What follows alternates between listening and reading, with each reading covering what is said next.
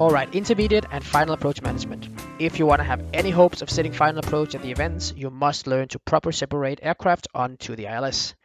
Because of that, we're going to look at these four things: intermediate approach management, we're going to talk some dead reckoning, some final approach management, and some speed control differences. Before starting with all the nerdy stuff, you must also learn how to behave if you're going to sit as approach on VATSIM with other approaches online. In Copenhagen, you can split them into as much as 5 split sectors: West Approach, East Approach, Final Approach, West Departure, and East Departure.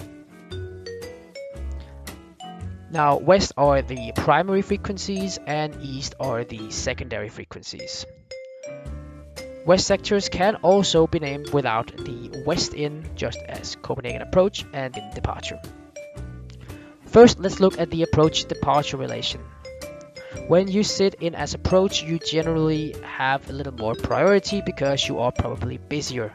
That being said, you have to take separation into account.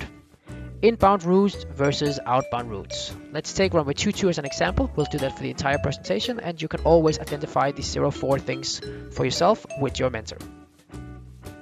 Inbound and outbound routes normally cross around 15 miles from the airport. So from 22 you have your hotspots right here and right here. This is where you have the most problems when you are sitting on approach with a departure online. So whatever must you do in this case? How can you separate them the best way? The answer is very simple. As approach, make sure to hold your horses. Now, there is a reason that the descents are flight level 80 or higher, flight level 90, flight level 100, but never lower than flight level 80. That is because departures are climbed to flight level 70. Is this a coincidence? Probably it is not. So as approach, just hang on with those descents until that you have the departure cleared, and the departure will keep his aircraft at flight level 70, and then you can descend them afterwards. Make sure you keep yourself informed of all departures. Now, if we go the other way around, it is the same. If you set a departure, you must also chill for a bit. Wait with those departures to climb until you have the arrivals cleared above. Now, as departure, you have some more spare capacity for fancy directs, which will clear the aircraft more efficiently. Most notable, VDAR in the Seebeck Balox, which you are encouraged to do. Just remember to always adapt to the approach controller's needs and communicate with him if you can. That brings us to the approach relation and the final approach relation. At very busy events, final approach can be very, very tough. And nothing fucks it up more than having an approach controller that doesn't do good handovers. Therefore, you must know approach completely before you start going on final. Everyone must come on a string. They must be separated, speed controlled, and altitude controlled. Otherwise, this is going to be one big nightmare for final approach. This is much better. So all aircraft, no matter where they come from, they are taken past the airport. They're turned into a nice string back past the airport, and then they are handed over in an orderly fashion to final approach. As you are handing aircraft over, they must have these 4 conditions: be cleared to 5,000 feet, restricted to 220 knots exactly, be abeam the airport, and spacing of a minimum of 10 miles. If you have all these conditions met, then and only then you can send them to final approach with the statement, contact final approach, call sign only 120.2. Now this is easy enough. However, you must also be able to work together with another approach controller, especially when you have the guy in the other side. Now 2 aircraft should never be side by side. This will create problems for final approach, especially when 22 left is in use, because there's just so little space when coming from the east. Because it's so difficult to make coordination when you're sitting online, try to adhere for these following principle when you're on 22 left. If you are on Copenhagen or East Approach, get a little bit of extra separation, maybe around 15 miles if you can, if traffic allows. If you are on the west side of the approach, try to time your flights and your handovers so they're being offset a little bit from the eastern sectors. Something in the vicinity like this makes it a lot easier for final approach. Another thing that's nice to do as the western sector of the approach is try to aim for that corner of the final approach airspace, as this will give just a bit more flexibility for final approach and make it easier. All stars can be accommodated to this technique with taking them past the airport and turning them back. Taking a look for 2-2 left, this is Ernov. Ernov will do a downwind and it'll be turned. He will be a flight level 100. Corsa, he can go direct downwind. The one from Tespiantrano, he can go in either in front or behind the Corsa arrivals. Notice he's flight level 90. Wait to descend him until you have the proper sequence. On the eastern side, the Nexo and the Monarch will go downwind, and the Vedam will go either on downwind, in front or behind, or directly to final if it is coordinated. Once you know all these things, it's actually a piece of cake. Next thing, let's turn the geek mode on, Dead Reckoning. Basically, this is the task of doing small, fast calculations in your head, looking at the math of final approach management. Now, you need to get an understanding of how to handle it. It's all a study of how fast do they fly, a study of ground speed. You need to understand these three things. How fast do aircraft catch up to each other?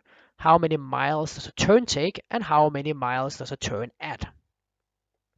Now, the golden rule of speed restrictions is 120 knots is 2 miles a minute, 180 knots is 3 miles a minute, 240 knots is 4 miles a minute. Now, know these by heart so that you know how fast the aircraft catches up. Look at them again. 120 is 2, 180 is 3, 240 is 4. For the rule of positioning, there are quite a few things to know when positioning from the ILS. Aircraft should be within plus minus 30 degrees of the final approach track. They can never be more than 45 degrees. And the altitude must correspond to the distance where the glide slope will be intercepted, as you learned in previous videos.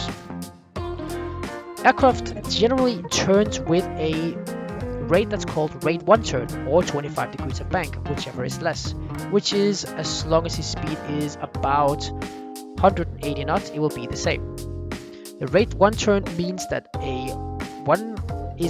full turn will take you 2 minutes. 360 degrees will take you 2 minutes. This means a 180 degree turn will take you 1 minute, and a 90 degree turn will take 30 seconds. This is why normally you want to turn an aircraft into the ILS absolutely no later than 30 seconds before, because that is the time it will take for him to turn from base to final. Therefore, normally it's better to give him a little bit of extra time, normally 45 seconds to give him a little bit of an intercept leg. So all in all, if you tell him approximately 60 seconds before, he will have time to turn in, and being on the intercept leg, he will be good, taking everything into account, the readback, dialing in and intercepting the ILS. Separation wise, standard separation procedure applies, which means 5 nautical miles or 1,000 feet, as you should know by now. As you were taught, once the aircraft is on the localizer, this changes just a little bit. Normally, separation should not be less than 5 nautical miles. However, you may go down to an absolute minimum of 3 nautical miles. If it's less than 3 nautical miles, the second aircraft must go around, no matter what. Once the aircraft is at the tower, it can actually go down to 2 nautical miles if they're close to the runway, but as long as the aircraft are your responsibility, 3 miles is the absolute minimum. The trick to achieve this separation is, while speed control generally should be heavily used when sitting on a busy final approach frequency, you should still apply by this golden rule as a general. Vectors to achieve this desired separation, speed control to maintain the acquired separation. On final for 2-2 left, you have a little bit more room on the northwestern side there, but still make sure to keep it tight. The longer separation you use, the longer the backlog will be, and suddenly you're running out of airspace to use. Be proactive, look ahead when turning aircraft. Don't be too conservative. There are a few tricks and a few situations here that will be good to explain. These are 5 miles from each other, both doing 180 knots. But will they remain at 5 miles after the turn? From this rate 1 turn, we know that the number 1 will take about 20 seconds to turn into the final approach leg. In that time, the number 1 who will fly 3 nautical miles a minute will get about 1 mile closer. AKA, in this situation, just about 1 mile of separation will be gained between the two aircraft, and what was before a 5 miles difference will now be about a 6 mile difference. Another thing you can look at is this classic situations with an aircraft on the ILS and another one being on downwind. So when do you actually turn him in? Generally, once they pass each other, this is a good time to turn number 2 in, because he's going to spend 30 seconds turning onto base. He's going to spend about 20 seconds on the base leg, then another 30 seconds to do the final turn into a final approach. That's going to be a total of about 1 minute and 20 seconds. So number 1, who's doing 3 miles a minute, will have done 4 miles. Add a little bit of delay for the dials and the turns, you will actually have a very nice 5 mile separation. Another situation we have here is when you have a guy on downwind, you want to turn him in for the modified base when you're on final approach. Now, we knew that it takes about 60 seconds to do a 180 degree turn, so 120 degree turn like this will take just around 40 seconds. So this is kind of going to mean that it's going to give as much as 2 miles extra compared to the guy who would be in front of him.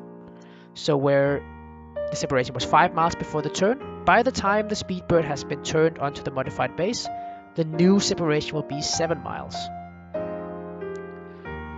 Once they are on the localizer, you cannot really use vectors anymore, you can only use speed control to keep the separation. In a busy situation, everyone should generally be 180 knots before the localizer. When on the localizer, they can go down to 160 until 4 miles on the localizer. Here there are a few small tricks to do. If he comes in with a little bit of extra separation, then keep the 180 knots for a little bit longer to catch up. If you have a little bit less than 5 miles separation, slow the number 2 down to 160 a little bit earlier, just to make it all fit. Just take 2 things into account. First one, the 180 restriction should normally be cancelled 8 miles from the runway, and please be very careful with saying reduce minimum approach speed. Only do this if you have no immediate traffic behind, otherwise it will fuck everything up for you. And really, when you think about it, it's not really that bad. Let's take this example. Now, here you have one doing 180 knots and you have another one doing 150 knots. This is a big speed difference. But this means that the number 1 is doing about 2.5 miles a minute, number 2 is doing about 3 miles a minute. So, with number 1 being on a 5 mile final, it will take him about 2 minutes to have landed the aircraft. Now, the other one being on a 10 mile final, since he was 5 miles behind number 1 on a 5 mile final, he will have flown 6 miles at that time. All in all, he will be 1 nautical mile closer. So when they had 5 miles separation, with one being 5 miles and the other being 10 miles, by the time number 1 has landed, the number 2 will still be at a 4 miles final. Plenty of space. It's not really a problem. So, general, if speed difference are 30 knots or less and separation is 4 miles or more, generally you are going to be okay, so don't panic. Remember, you just have to have the minimum separation of 3 nautical miles. Once they are down in delta airspace below 1500 feet and with the tower, then the tower can decide if they want to go down to 2 miles separation. That is the end of the presentation. Hope you learned something and will be a fantastic final approach controller once the time comes.